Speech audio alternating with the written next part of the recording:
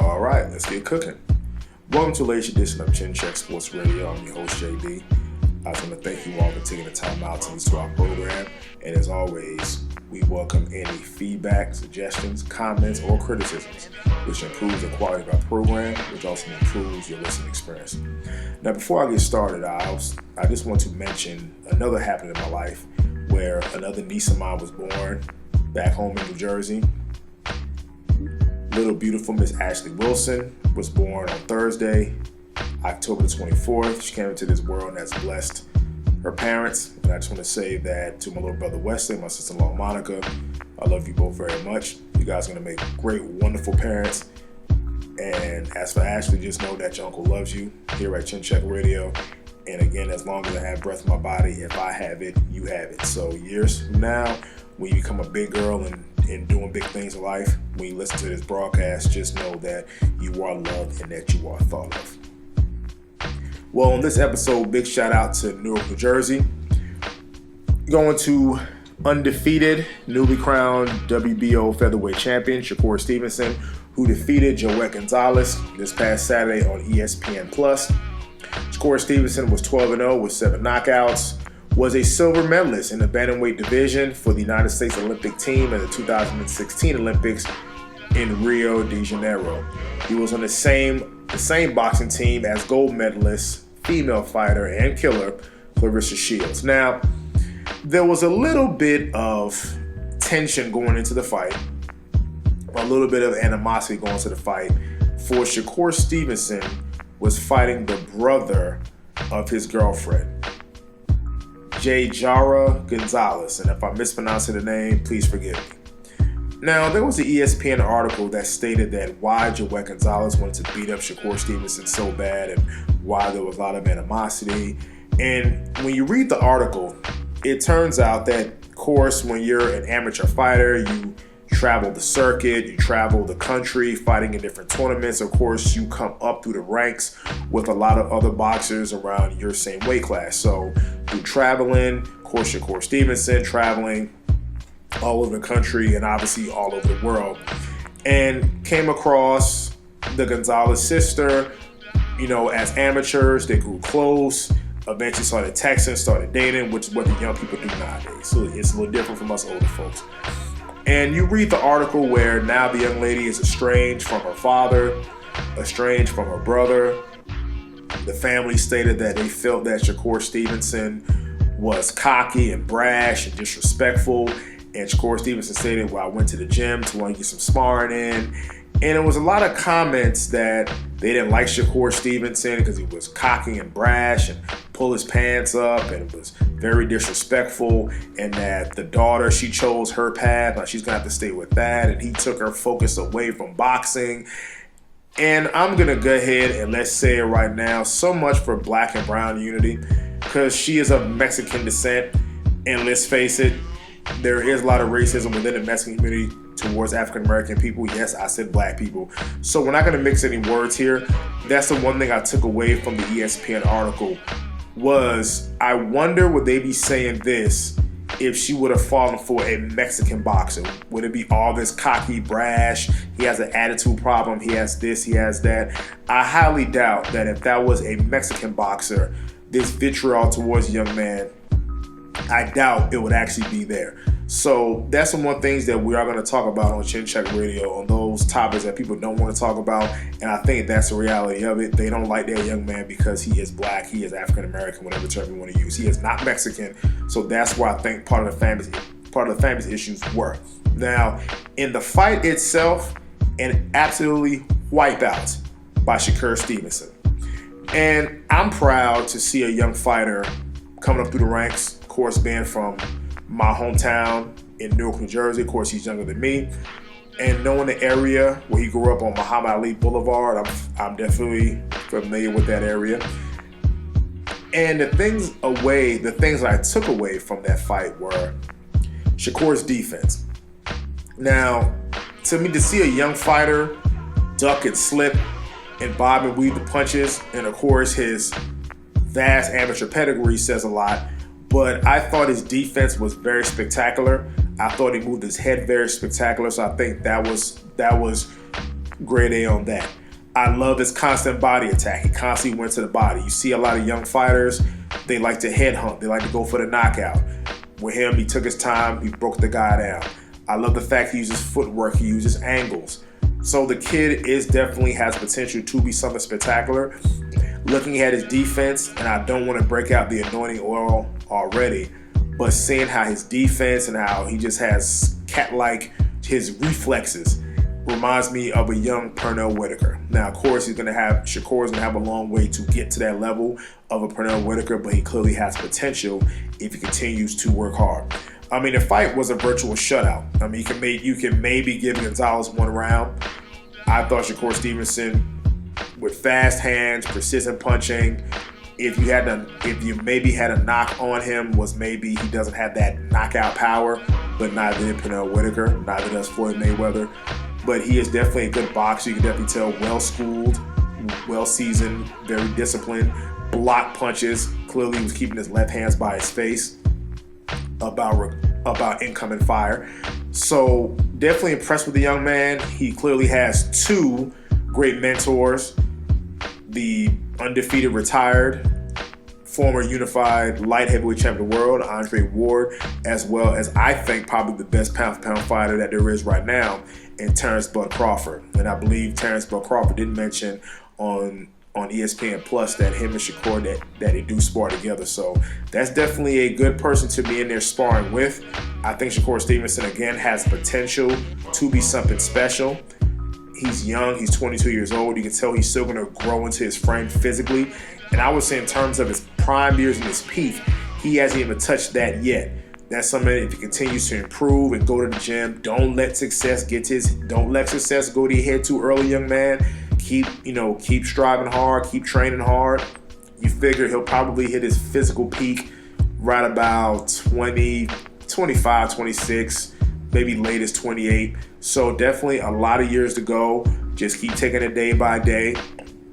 I know Vasily Lomachenko is the outlier in this, but do not rush him too fast. He only has 13 professional, now including last night, has 13 professional fights.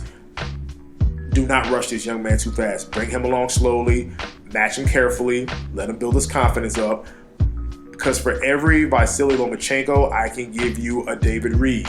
If you don't remember, the 154 gold medals, I believe, in the 96 Olympics, the same Olympic team that Floyd Mayweather fought on, was 10-0, and they put him in there with Felix Trinidad. He wasn't the same fighter. Fernando Vargas, another young up-and-coming fighter. They put him in there. They put him in the ring with Felix Trinidad. Gave a tremendous effort, but was beaten, and I thought took a lot of unnecessary punishment before taking a 12th-round knockout. And Fernando Vargas never really was the same fighter again. So I just hope that his handlers and the promoters and the networks don't get too greedy and want to put this young man in fights that he might not be ready for. So keep training, keep trying to get better, going to hit the gym every day. If you're doing your 500 setups, now start doing your 600 setups. So don't get lax in your training. I don't think Andre Ward would allow that to happen. I don't think Terrence Bud Crawford would allow that to happen. So I want to see big things from him in the featherweight division as well as the super featherweight division. I can see him eventually moving up to the lightweight division. So it's one of those, let's just take our time. Let's build this young man the right way. Bring him along slowly. Match him carefully. And Shakur Stevenson, I pray that you continue to put in the good work, because you know how we do in Newark. We never get comfortable. We keep striving and grinding. So definitely keep doing your thing. And big ups to you on behalf of the city of Newark, New Jersey, a.k.a. Brick City. Now we got a big old fight on Saturday. Now this is what boxing is made of.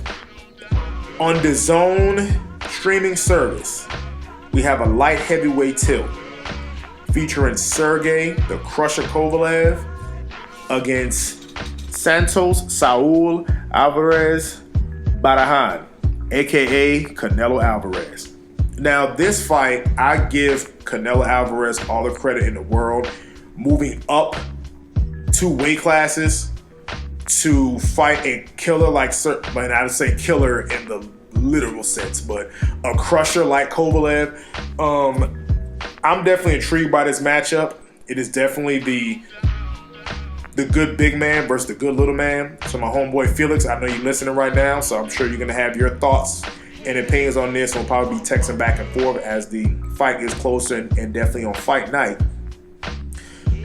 Quick thing, we'll go through each guy's resume here. Let's go with Sergey Kovalev. 38 total fights, 34 wins, 29 knockouts, 3 losses, and 1 draw against a Grover Young. That was a result from an accidental foul. Now, some notable fights. In December of 2011, he TKO'd a Russian fighter named Roman Simakov, and unfortunately Simakov died 3 days later after that fight. So it goes to show you from in 2011 to where Kovalev is now shows a certain mental toughness, because as I stated on previous broadcasts, when fighters are responsible for a serious injury or a death in the ring, they mentally can't recover from that. They really can't recover from that. So Kovalev clearly was able to do that. I think the fight that kind of put him on everybody's map that maybe made people take notice was when he defeated Nathan Cleverly, who was undefeated at the time, TKO in the 4th round for the WBO light heavyweight title. He fought 3 more KO victories, or had 3 more KO victories, then fought the incomparable, the legendary Bernard Hopkins in November of 2014. Had a first-round knockdown of Bernard, who, and I talked about this before, Bernard has definitely one of the best chins ever in boxing, and I'm going to do a special broadcast on the legendary Bernard Hopkins. So beat B-Hop. At the time, B-Hop was 49 years old, but he beat B-Hop. Keep in mind, Bernard was beating the DeForest Cloudses of the world and was still fighting at a very high competitive level. So here's where the issue comes in for Kovalev through no fault of his own, where he was ducked by lineal light heavyweight champion of the world, Adonis Stevenson. Now, Kovalev fought on the undercard of Stevenson's fights, because the reason why Adonis Stevenson is seen as the lineal light heavyweight champion of the world, well, at least at the time, because he knocked out Bad Chad Dawson, who beat Bernard Hopkins, who beat Antonio Tarver. So it's one of those, if you go through the lineage to see the man who beat the man who beat the man, Adonis Stevenson beat Chad Dawson, knocked him out. The problem was, for some reason, Adonis Stevenson began to clearly duck Sergey Kovalev. I mean, there was no bigger fight to be made in the light heavyweight division. I think it probably would have been the biggest light heavyweight fight maybe since Jones-Tarver. I was looking toward that fight. They were both knockout artists. I think only Stevenson had 1 loss at the time. They were both knockout artists, big light heavyweights, very evenly matched. And for some reason, Stevenson decides to sign with rival Showtime, while Sergey Kovalev, promoted by Main Event, stayed with HBO. So we never got to see that matchup. Of course, words were exchanged. I think there was another time where Adonis Stevenson jumped in the ring and Kovalev referred to him as Adonis Chicken Sin and started to make some chicken noises with his mouth. But that's the closest we ever seen them in an actual boxing ring, was a post-fight verbal confrontation. So skipping over Stevenson, in March of 2015, fought Jean Pascal, where he scored an 8th round TKO. In January of 2016, fought Jean Pascal in a rematch, this time in a 6th round TKO. And I believe I mentioned this on a previous broadcast about Jean Pascal. Then in November 2016, the first of 2 fights with the aforementioned Andre Ward. Now, at that time, Andre Ward was a reigning 168-pound champion, moved up, fought a couple of tune-up fights in the light heavyweight division, and then set his sights on the big dog, the big fist, which is Sergey Kovalev.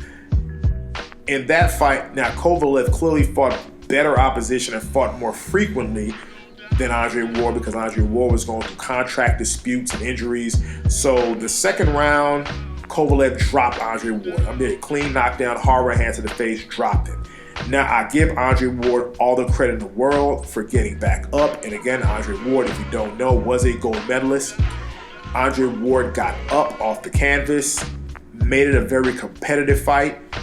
He won the fight in unanimous decision. I tend to give it to Kovalev in the first fight, or at worst case a draw, but definitely I would never say close to a borderline classic fight. For you have a guy named Kovalev who was boxing, punching, while you have Ward, who was a slick boxer and all his ring experience through the amateurs and even getting knocked down and kind of putting it all together, gave Kovalev a competitive fight. So Andre Ward won the first fight. Then he fought a rematch in June 2017, where Andre Ward scored a late round TKO, where I remember Andre Ward landed a flush right hand over the top. That was probably his hardest punch in 2 fights. Hard right hand, buckled Kovalev's knees, was banging Kovalev with some body shots, banged him to the body. He was leaned against the ropes, and the referee stepped in and stopped the fight. Now, in between those Ward fights and the next couple fights talking about, I didn't like how Sergey Kovalev disrespected his trainer, John David Jackson. John David Jackson was a former light middleweight champion who once challenged for the middleweight championship of the world against Bernard Hopkins. And John David Jackson served as a trainer of Bernard Hopkins as well as Sergey Kovalev. And even going back to the Bernard Hopkins fight, John David Jackson was training Sergey Kovalev against Bernard Hopkins. And I thought Kovalev is the one who I thought Jackson was the one who made Kovalev who he was. And when things got bad, especially in the first Ward fight, Kovalev brought some guy from Russia to do more to talk in the corner. So I agree with what John David Jackson said, that he was very limited in what he could say in the corner about strategy and about adjustments, considering that, as John David Jackson said, he's the one that came up with the blueprint and the strategy to fight Andre Ward. Now, of course, in the course of a fight, you're going to have to make adjustments to your opponent's style and to what's going on in the ring. But the fact that you brought in a guy who can speak Russian, and of course you have that comfort with him versus Jackson, and you saw what happened, and you end up losing 2 straight fights in a row. It's a court decision made where it's never the fighter, it's always a trainer, so the trainer had to leave. Well, funny, because in August of 2018, Sergey Kovalev suffered a shocking, and I mean a shocking, TKO loss in the 7th round to unknown Eleider Alvarez. Now, what's funny in that fight, which is one of the last few fights on HBO Network, which is funny about that fight was this guy, Eleider Alvarez, I thought was outboxing Kovalev, was getting off first more than Kovalev, and he rocked Kovalev with the overhand right, where Kovalev's leg just buckled, and he put him down right on the seat of his pants, and he dropped Kovalev. And I remember the last knockdown, Kovalev fell on his left side. You could tell by the awkwardness in which he fell to the canvas, the fight was over. So I thought at that time that Kovalev's run as a top light heavyweight and quite frankly a top pound-for-pound fighter was over with, because it was a shocking and a brutal knockout against this guy. Well, in February of 2019, Sergey Kovalev came and he defeated Alvarez to regain the light heavyweight championship of the world in a unanimous decision in the 12th round. So just a little bit about Sergey Kovalev. Let's move on to Canelo Alvarez. Canelo Alvarez, 55 total fights, 52 wins, 35 knockouts, 1 loss, and 2 draws. His notable fights include September 2011, a TKO 6 against former Contender star Alfonso Gomez. And if you guys don't know who Alfonso Gomez is, he is a guy who retired the late great Arturo Gatti. In November of 2011, a TKO victory in 5 versus the hard-hitting Puerto Rican fighter Kermit Cintron. In May of 2012, won a unanimous decision against Sugar Shane Mosley. In September of 2012, had a TKO in the 5th round against Josecito Lopez. In April of 2013, fought a tough fight but got a unanimous decision over Austin No Doubt Trout. And in September of 2013, probably the greatest of all time, lost unanimous decision against Floyd Mayweather. Now, going to the Mayweather fight, I don't like how people like to revisit history by saying that at the time that Canelo wasn't ready for Floyd, because before that fight, everybody was saying that Canelo is bigger, faster, stronger than Floyd. He's going to knock Floyd out. Oscar De La Hoya said that he had the blueprint from the 2007 fight when he fought Mayweather, and he's going to give the blueprint to Canelo Alvarez. And the very first round, you could tell that Canelo Alvarez was clearly outclassed by Floyd Mayweather. And some judge had the gall to give that fight. Yeah, I think Floyd won by a split decision, which I couldn't understand that. One judge actually thought that Canelo won that fight. That person should never be getting the fights again. You could pretty much give every round to Floyd Mayweather. So in March of 2014, he fought Alfredo Angulo, scored a TKO. In the 10th round, July of 2014, fought Erislandy Lara, split decision in 12 rounds. In May of 2015, the week after the Pacquiao and Mayweather fight, fought James Mandingo Warrior Kirkland. Now, that fight, I thought it was going to be a brawl for the ages for Canelo, that Mexican style, up close and personal, hard left hook to the body, versus James Kirkland, violent, go toe-to-toe, stick his nose in there, no fear, went to Mexico, fought Angulo on Mexican soil, and unfortunately, James Kirkland, I don't know who decided to get rid of his trainer and Wolf, and James Kirkland was destroyed in 3 rounds. I think maybe the first round he might have won, other than that, was put to sleep in 3 rounds. November 2015, fought a great fight versus Puerto Rican legend Miguel Cotto, won it in unanimous decision, and of course that goes to the famous Mexico and Puerto Rico rivalry. In May of 2016, fought Amir Khan, knockout in the 4th round, moving right along. May of 2017, in a Mexican Civil War, so to speak, fought Julio Cesar Chavez Jr. and won a unanimous decision in the 12th round. That Chavez Jr. fight was more so made on the name of Chavez Sr. For any real boxing person could tell you that Chavez Jr. was not on the level of a Canelo Alvarez. But of course, Chavez's father is still an icon in Mexico, and rightfully so. Of course, you tend to give the son, even if the son has no work ethic, a little bit more leeway because of the father. In September of 2017, first of 2 fights between Triple G, Gennady Golovkin, and he won a unanimous decision. Many people at ringside, many boxing experts, many media people feel that actually Triple G might have been robbed in that fight, and I tend to agree with them. They were supposed to have a rematch in May of 2018, but unfortunately, Canelo Alvarez, he tested positive for clenbuterol in March of 2018. Clenbuterol used to burn fat, build muscle, and helps with asthma, so hence to help out with breathing and give you greater lung capacity. Canelo said it is from eating contaminated beef in Mexico, where apparently Mexican farmers feed clenbuterol to build up their cows. So feeding it to the cow and going through the meat, and it ended up in his system. Suffered a service suspension. Then he fought a rematch September of 2018 in another classic fight. This time won a split decision victory over Triple G. I thought you can make a case that Alvarez did win the fight. I've always said you have to know, and that's why I get on Triple G and more so his trainer Abel Sanchez.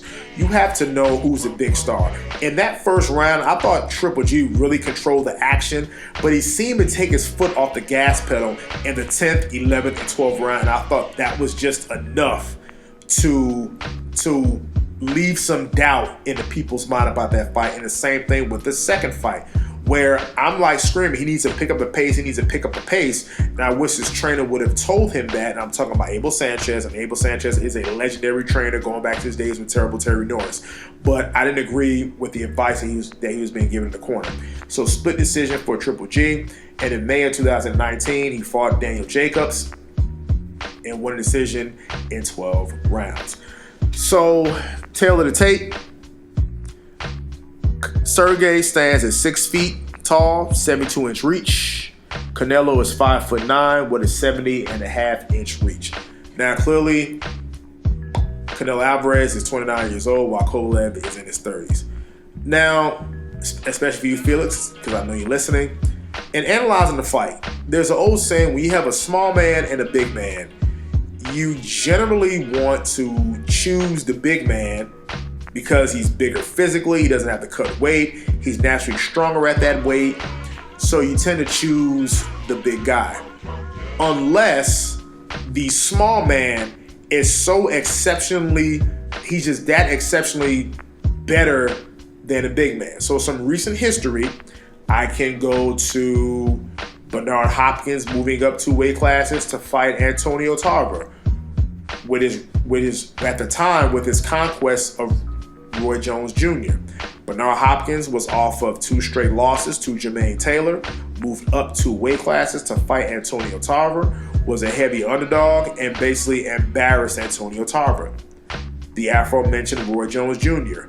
moved up from light heavyweight to fight John Ruiz, and it was a mismatch. And that's even giving up 20, 30 pounds to John Ruiz and actually moving up. Manny Pacquiao. Manny Pacquiao moved up in weight to fight Oscar De La Hoya, but that's a little bit because De La Hoya had to move down to welterweight, but we're talking a 5 or 6 inch height advantage, and Pacquiao totally just destroyed Oscar De La Hoya. So this fight, it'll come down to the jab by Sergey Kovalev. Can he jab and keep Canelo at bay with a longer reach and a powerful jab? I doubt he would knock Canelo down or out because Canelo does have a great chin. I think that's another thing that's very underrated about Canelo Alvarez is that he does have an excellent chin. And believe it or not, his boxing skills have vastly improved. He has great boxing skills. So this fight can come down to what can Canelo do? Can his power carry up to the light heavyweight division? Because, I mean, we're talking, he was knocking guys out at junior middleweight and middleweight. So we're going to see. Of course, people ask me, well, what's my prediction? I'm going to go ahead and I'm going to choose Canelo Alvarez by decision.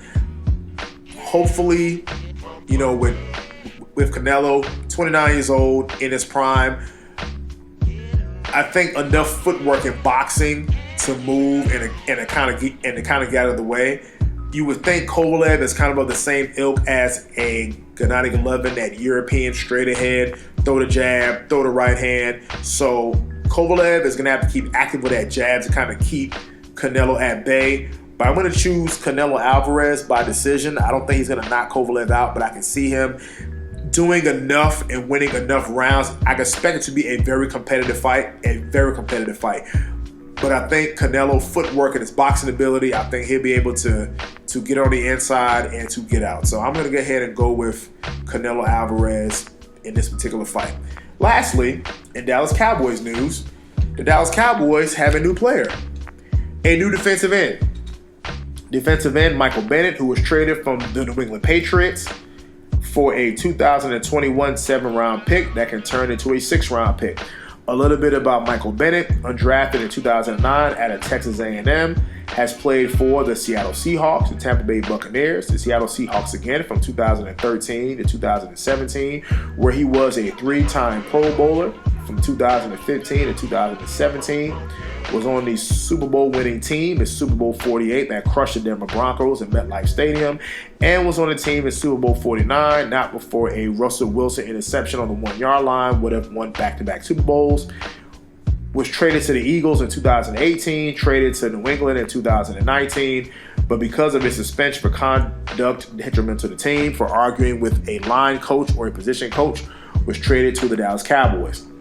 Michael Bennett for a career has 332 tackles, 65.5 sacks, 10 forced fumbles, 3 fumble recoveries, 5 pass deflections, 1 defensive touchdown, and that was a Drew Brees fumble. Now, on paper, you would think it's a good addition to the Cowboys. You figure with Robert Quinn, DeMarcus Lawrence, and now Michael Bennett, depending on where you line him up, if he lines up as defensive end or defensive tackle, it should be something good because you figure somebody's going to be double teamed, whether it's Lawrence or Quinn. And Quinn clearly has been their best defensive lineman this year, where Tank Lawrence finally showed up against the Philadelphia Eagles. So you would think on paper this would be a solid matchup. But my concern is you were traded from Seattle to Philadelphia because of bad attitude. Now, here's what I'm going to excuse him for that.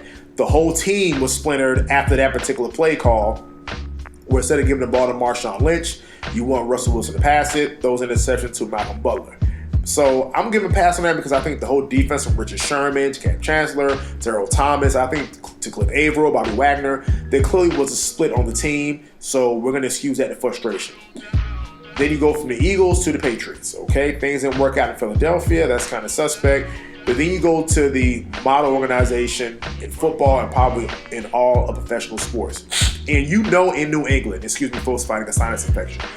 And you know in New England, If you step out of line, if you step out of character, Bill Belichick will cut your ass.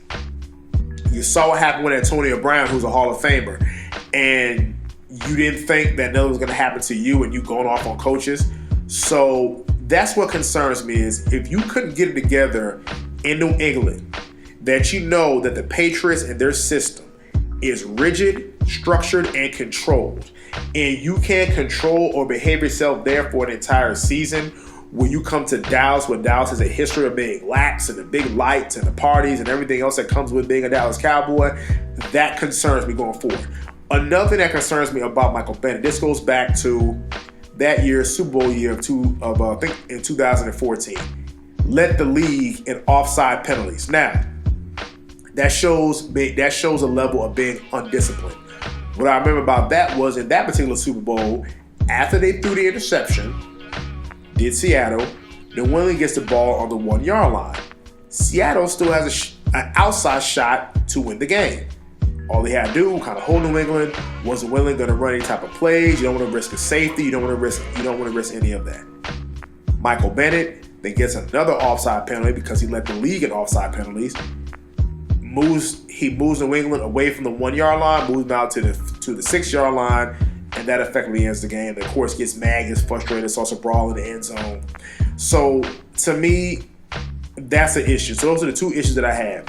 You couldn't control yourself in New England, where again, you know, is a structured, rigid, disciplined environment where you know that the consequences and the punishment are going to be immediate, swift, and severe. And severe in the sense where you're not going to be with that team or that organization any longer. And you couldn't control yourself over there because you're worried about being an individual. What are you going to do with Dallas where you don't have that same structure? And again, I talked about this. If you go back and listen to the broadcast on Taco Charlie, this team is trying to do big things. They're trying to advance further than a wild card round, a divisional round. They're trying to get to at least an NFC Championship game with the talent that is on that team. They don't need anything or anybody impeding their growth, anybody bringing negative attitudes and bad character. We don't need it. So if you couldn't get it right in New England, I have my reservations about whether you're going to get it right in Dallas. But we're going to give everybody a chance. We hope it works out. We hope that he's able to bring in a level of production on the defense to make the defense even more terrifying than it was last week against the Philadelphia Eagles. So all in all, I'm hoping that things work out for Michael Bennett and the Dallas Cowboys. So this is Chin Check Radio. Sign off, and until the next time.